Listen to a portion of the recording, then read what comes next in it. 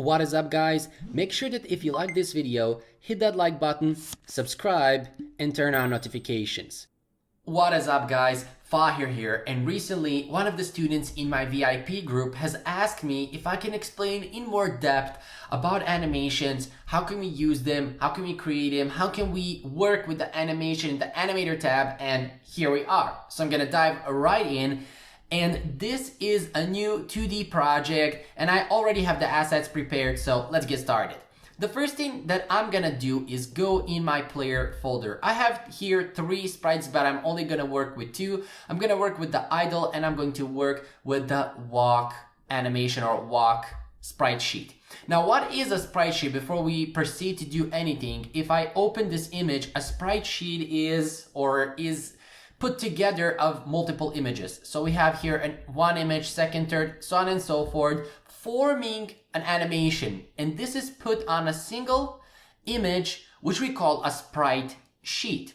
Now, we need to be able to use every individual image so that we can create the animation. If we try to import this like it is, this is what we have. Now, this is not useful at all when we want to work in our game. We need to have this separated. So what we need to do is, I'm gonna take here this idle and the walk, so both of these, and in the inspector panel for their options, I'm gonna change this sprite mode from single to multiple. So you see here we have the sprite mode, and click on the drop down list which says single and change it to multiple.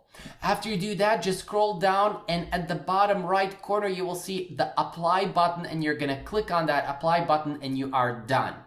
Now, what is the benefit of doing this? Well, the benefit is I'm gonna take the idle animation right now, and now that we have it set on multiple, I can click on this sprite editor here, this button, and when you click on it, it will open this window here. And now we can separate these 2 images. We can click on slice here and click slice again, and voila, we're good to go. And now I'm gonna hit apply. Now, just to repeat the process for everyone to see, and let me quickly grab my highlight tool so that you can see what I'm talking about. In this window, you have the slice button right here. You see where I'm pointing with my arrow? This is the slice button. So you're gonna click on the slice button. It will open this sub window, and you're gonna click slice again right here. After that, you need to hit apply, which is right here. Let me take the highlight tool one more time, and the apply button is right here where I'm pointing with the arrow. So you need to hit apply or click apply so that, well, the slicing will be applied to the character. So now we can use these 2 images independently from each other, which means I can click on the drop down list here, and I can put this image right here, and it's a separate image on its own. And if I take this one, it's another image on its own, which means they are independent from each other. I'm gonna do the same thing for the walk animation. So I'm gonna select it, sprite editor, I'm gonna go here, slice, and click apply, and voila, we are good to go. Now we can use every individual image that we have here. Now, how can we create animations out of these images? Well, there are 2 ways that we can create. The first way is that we can simply click on the drop-down list, and we can select both of these images that we want to form an animation out of, and we can drag and drop them right here in the scene. You will see here when I drag them, you will notice multiple is written. You see where the nose of my character is, you will see or notice multiple is written, which means multiple sprites are being dragged in the scene. If I release my button, it will automatically prompt me to create an animation from this. And I'm gonna go here in animations folder, which I already prepared, and I'm gonna call this one player controller. Why am I calling this player controller? Well, if I hit save, you will see right away inside of our hierarchy and in the scene, we have the character. You see here in the hierarchy, we have our game object called idle 0. I'm gonna change the name to player. And one thing you will notice is that you see here the animator component is attached on him. If I drag and drop the idle player like this, simply here, you will see that we only have the sprite renderer component on him. We don't have the animator component. If I go here and attach it, now we have the animator component. But when we create animations right away, then you will see that we have an animator component well, attached automatically. Now I'm gonna click on this idle where it says controller, and for some reason, you see here, it changed the name. Basically, this right here is the idle animation, and this right here is the player controller. Because this, you see now the player controller is attached. Let me just go here, and you will see this player controller that I renamed is the one who will control the animations. And he is attached here in the animator component. This is the animator component. This is where the controller goes, and he controls that animation. And this idle here that we have is our idle animation that we formed out of these two images that we dragged and dropped in our scene. And I can go into the animation tab. If you don't have it, it's under window and then animation, and you have here animation and animator. So you have these two. You need both of them. So click on the animation. If you see it like this, if it's, well, not docked and it's floating, you can simply select it, click on it here, and you can dock it wherever you want to dock it. I put mine here. Do the same thing for the animator as well. So animator tab. So you will need these two. So under animation, animation, and animator. So dock both of them. And now pay attention here. We have these two sprites. If I click on the drop down list here for the player, and I'm just going to show you where I click the drop down list right here, you will see that here where I'm pointing with the arrow and now highlighted, we have two sprites. The two ones that we dragged and dropped in our scene. If I hit the play button, but not the play button to start the game, instead here inside of our animation tab, so when you have the animation tab open, let me just clear what I wrote. You have these buttons here, as you can see. So this right here, the red one is the recording button. This one right here will play the animation. This one will skip a frame. This one will go to a frame. And let me just go here and highlight that. So you see this one right here. This one go to the next keyframe. This one go to the end of the animation clip. This one will go to the beginning. This one will go to the previous keyframe. And this one will play the animation clip. We will later on see this red button, how we can record our own animations. Don't worry about that. So if I hit the play button, you will see the animation being played. You see how the player is like shaking, like something, like he's in, I don't know, in some cold area like Antarctic, and it's minus 3,000 degrees and he's shaking. Well, that's because we have here samples set on 12. What are samples? What am I talking about? Again, the highlight tool, the favorite tool of all. Now, pay attention here. In the animation tab, we have something here that's called samples. And currently, you see the value here is set to 12. Samples are actually frames per second. That means that we have 12 frames with this here, the number 12 here. It means we have 12 frames in a second. Or that means when we play this animation, Unity will play it 12 times in a second, which will make it faster. If I put the number here 60, we will see our character shaking anymore. You see now he's having a seizure and he's all crazy and so on and so forth. Because we have 60 put here, that means 60 times Unity will play this animation in a second. Which means the higher the number we put here, the faster the animation will be.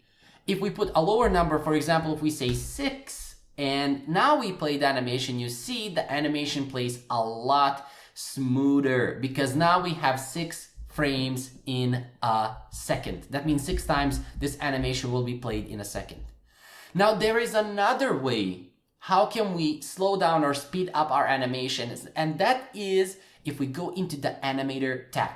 Now again, animator tab is under window and animation, and here it is, animation, animator. So you have them both.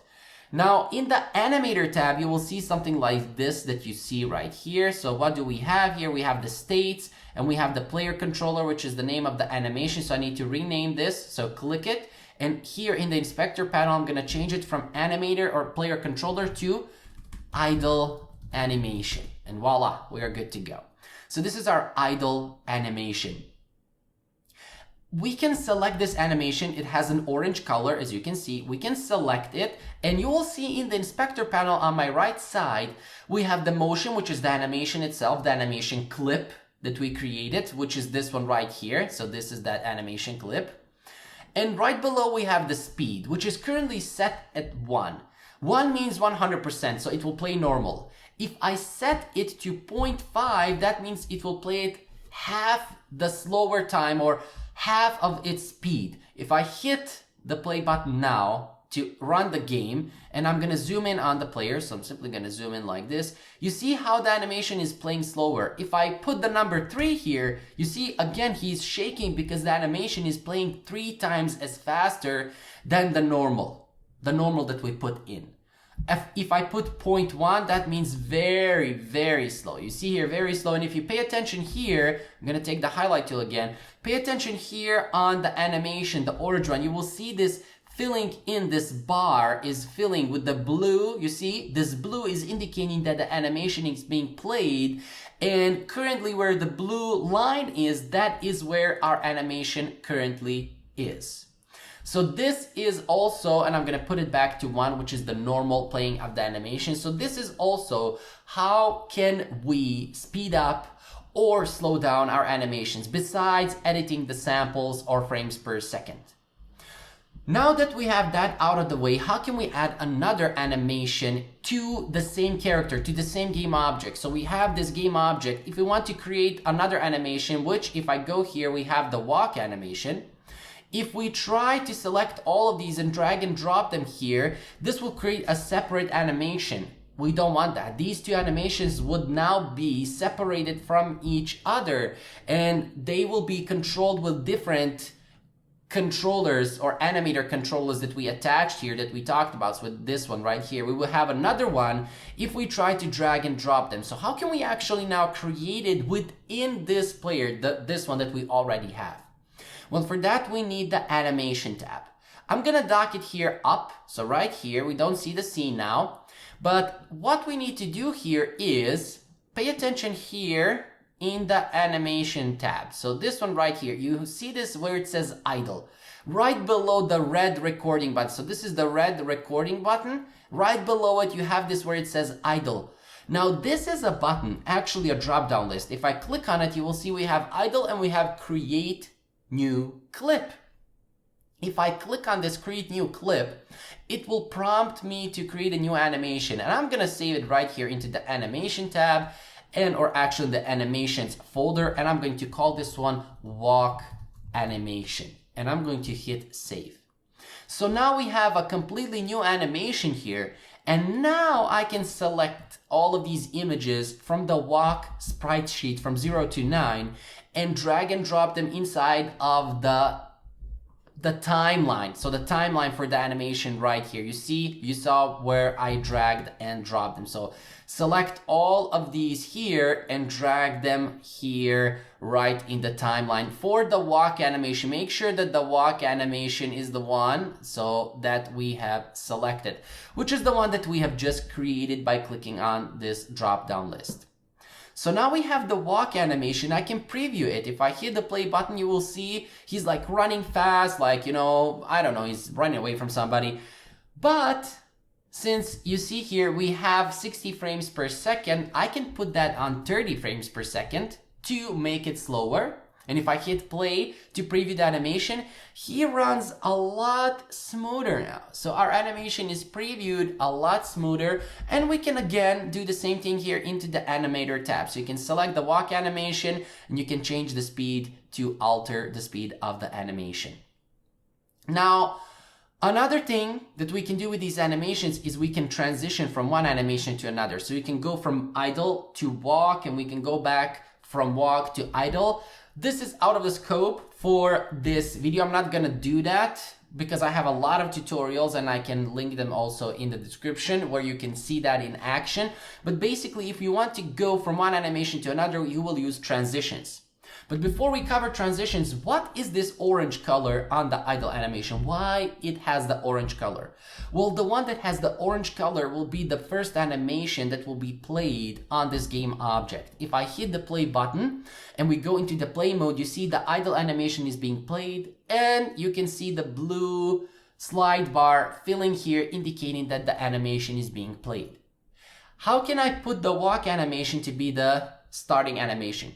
Just select it, click on it, right click, and click on this set as layer default state. Bam, we are done. You will see now that the entry is pointing to here. You see the entry transition is pointing to the walk animation. So if I hit the play button now, you will see that the character is playing the walk animation instead of the idle animation.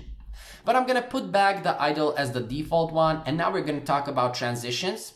So I'm gonna right click on the idle animation and click here, make transition. And now I have this arrow that I can point to which animation I want to transition to. If I point to the walk animation and click, you will see that the white line is going from idle to walk. And I can right click on the walk, make transition back to idle. This means we can go from idle to walk and from walk back to idle. But how can we do that? Well, for that, we need to set up conditions. If you click on this white line, you will see here in the inspector panel that the conditions list is empty. You see here, we have conditions. When you select the line, one line, the white one, you select it. Here in the inspector panel, you can see its properties. One of the properties is the conditions right here. That means what needs to be fulfilled for this animation or for this transition to work, or for this transition to be applied, so that we go from idle to walk animation, transition from idle to walk. Well, for that, we first need to create a parameter. So if I go here and take my highlight tool, when you open the animator tab, this one right here, you will see here you have two more tabs, layers and parameters. You want to click the parameters tab. So when you click on the parameters tab, you have this circle, or actually this plus button right here that I have circled. And when you click on that plus button, which I'm going to do right now, you can select one of the four parameters. It can be a float, an integer, boolean, or a trigger. For this example, I'm going to take a boolean and I'm going to name him walk. And voila! What we need to do now, when you select the transition line in the conditions list, click on the plus button right here, and you can select the walk parameter. You can click on the drop down list here as well if you have more parameters that you can add as a condition, but we only have walk. If we add here, for example, another integer, and let's say, I don't know, power, it's not important, the name. If we click on the drop down list, you can choose between walk and power. So you can set one of the two that you want. And I'm gonna remove the power because we don't need it. So here we are gonna go from idle to walk animation when the walk parameter is equal to true. And we're gonna go back from walk to idle, click on the plus button to add the walk condition when the walk condition is false. You see, click on the drop down list for false, or actually by default it's true. Click on the drop down list and you can select false, and voila, you are good to go. But how can we use this? Well, we use this in our code, as you can see here. When we get our private animator component, you see here we have it, and using get component, of course, and I have created a function, and when we walk, when we move our character by using input, we simply call anim set bool. Why set bool? Because if you remember, this walk parameter is a boolean. I created it as a boolean. If it was an integer, we would say anim set integer. If it was a float, we will say set float. And if it was a trigger, we will say set trigger. Actually, trigger right here. You see, set trigger. Depending on which parameter type you created, you're gonna call the set function for that parameter.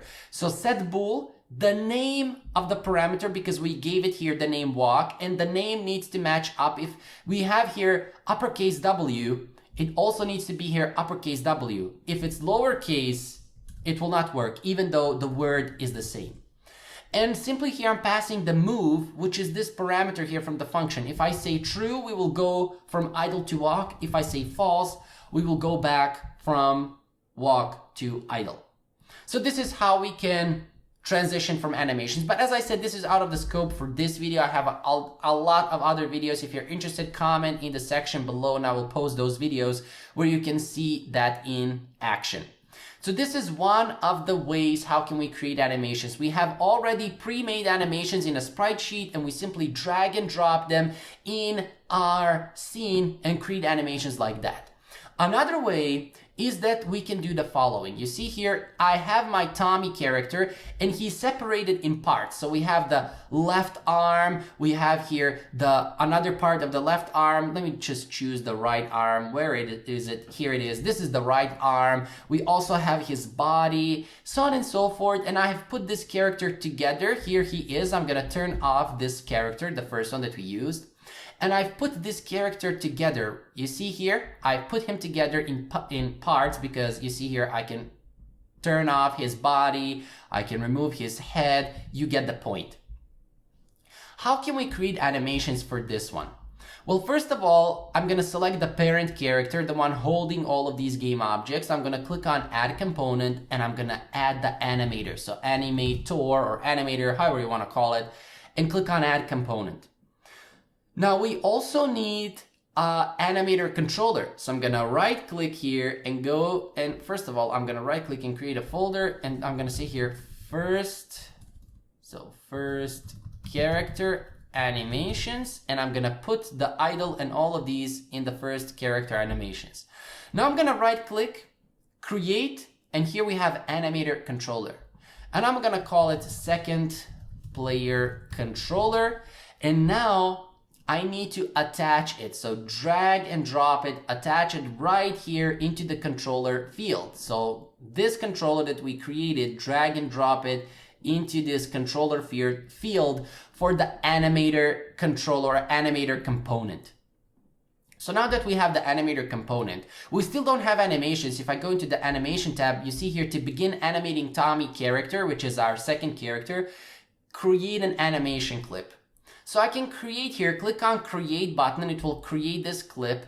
And I am going to call this one idle animation or second player idle animation to differentiate it from the first player. So now we have the idle animation, but it's still not playing anything.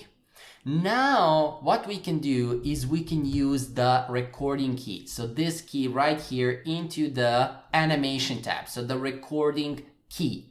We can use it now and we can change individual body parts, their position, their size, whatever, and we can record that. So if I click on the button, it is indicating now, you see it goes red and the timeline also goes red. If you pay attention here, you see now the button here is red and this timeline, you see all of this here is red, indicating that we are in the recording mode.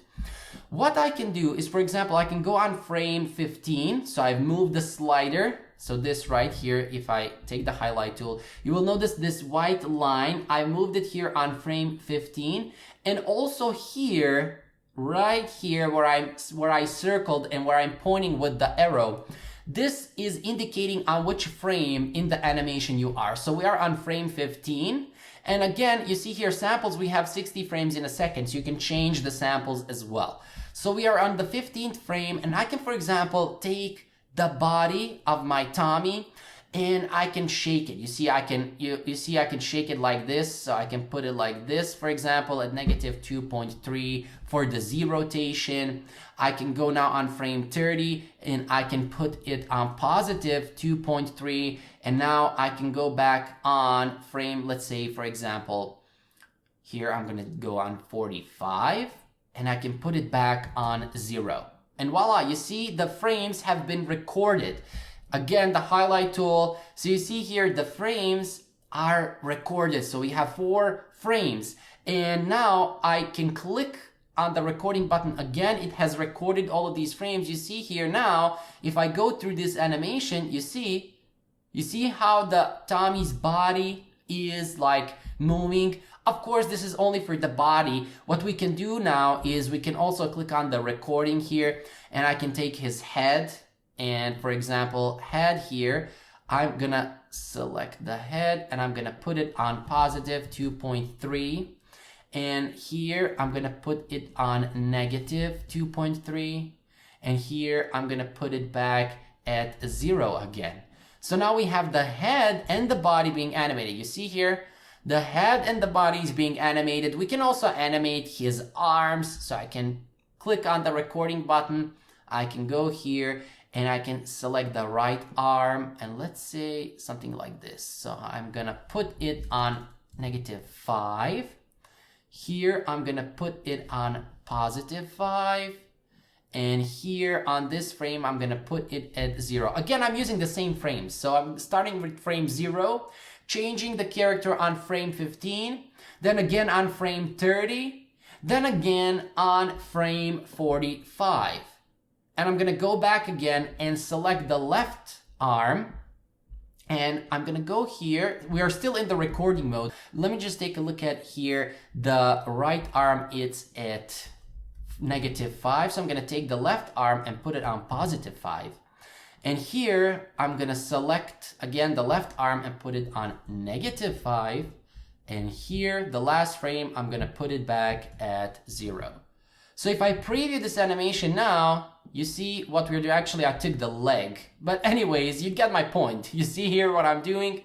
And I got the leg instead of the arm. So here we have the arm. Again, hit the recording button. On frame 15, I'm gonna put it, so I'm gonna put it at +5 for the Z. On frame 30, I'm gonna put it at -5. And on frame 45, put it back to 0. And since we, recorded our left leg, I'm also gonna take the right leg. And here, let's say for our frames here, -5 on frame 15. This is for the Z rotation. On frame 30, it's gonna be +5, and on frame 45, it's gonna be 0.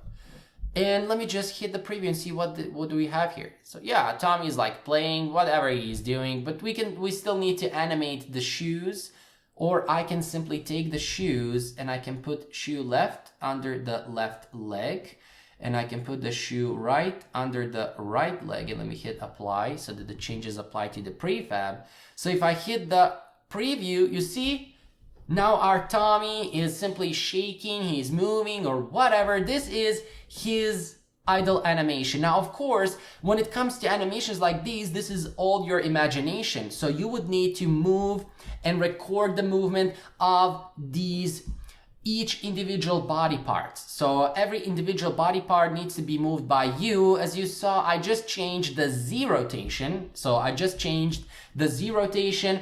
I did not do anything else. If you want to make him move, for example, create the walk animation, you're gonna click here on the drop-down list when it says player idle and create a new clip. And here I'm gonna say second player walk. Simply walk instead of animation. So now what you can do is, if you want to make him walk, you can click on the recording button, and for example here on frame 15, it doesn't have to be 15, it can be 10. You can take the left leg and you can rotate it something like this for the movement. Actually the right leg will be the first one that goes here. So the left leg will stay where it is, or left leg can be here. You can go on frame 20 and you can move the right leg something like this. And the left leg can go, let me just take a look at that. It can go here, for example. I have no idea what I'm doing, but this takes a little bit of time this way, you see? And his legs are now moving. He's like, going away. You see, this is my point that I want to address here. When it comes to every individual body part, that is totally up to you. This is how you can animate them. You can, for example, take this right here and model it. So you will see here, and this is how you can position his legs to look when you animate your character, and it can work the same way. You see here, it can work exactly the same way. Basically, you're just recording and moving the position here in the transforms. You can move the position, you can move the rotation, even the scale. So I can take, for example, go back here in the idle animation, and I can take the head of the player. So I can go on frame 30. Let's say here I'm gonna put, actually not 30, I'm gonna go on 23 frame and hit the recording button, and the scale for the head, I'm gonna change it like this. So let's say 0.8 here. Actually, this is the body, so excuse me, this is the body. Take the head, and here I'm gonna say 0.8, and here also I'm gonna say 0.8, and I'm gonna go back on frame 45 and put it back to 1. So we can also change the scale. You see here, You see, this is not realistic, whatever, but I'm just giving you ideas what we can do with the keyframe recording here. Just hit the red button to record and start changing the position, the scale, the rotation of every individual body part. And then you can animate or create the idle animation, create the walk animation, and every other animation that you need in your game. Basically, this was about animations and how can we use them to create animations. How can we use the animator tab? How can we use the animation tab? As I said, we did not go a lot in depth as to show how we use that in code. I have a lot of tutorials for that, but this is how you can create your own animations, which is the main part of this video. Fahir here from awesometunes.com. I will see you guys in another video. Don't forget to subscribe, share, like, and comment the video, and love you guys. See you in the next one. Make sure that if you like this video, hit that like button, subscribe, and turn on notifications.